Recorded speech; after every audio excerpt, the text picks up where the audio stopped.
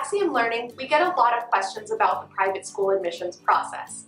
I'm here to talk today about the SSAT and the ISEE, which are the two main tests used to evaluate private school applicants in the United States. Schools accept both the SSAT and the ISEE, though some schools have a preference for one test over the other, so it's very important to check directly with the admissions officers to see which one may be preferred for your specific set of schools. Now, there are a lot of similarities between the two tests. They are both scored by levels according to which grade your child is in. So, for instance, your 8th grader would only be compared with other 8th graders when taking the test. There are also a lot of similarities in terms of the content of the tests. Both the SSAT and the ISEE test grade-level reading and writing concepts as well as verbal skills.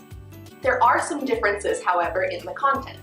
For example, on the verbal section of the SSAT, your student will encounter questions on synonyms as well as analogies, whereas on the ISEE, your student will encounter synonyms questions as well as sentence completion questions. Additionally, on the math section of the ISEE, your student will also see quantitative comparison questions, which ask your student to look at two measurements and identify which is the greater. There are also some key differences in the logistics of the tests. For example, the lowest level of the SSAT begins in the 3rd grade, whereas the lowest level of the ISEE begins in the 4th grade. There's also some key differences about the frequency with which you can take the tests.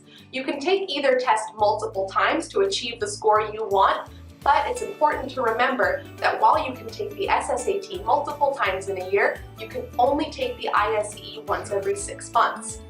I know that was a lot of information for today, but please feel free to give us a call or email or check out our website for more information. Thanks!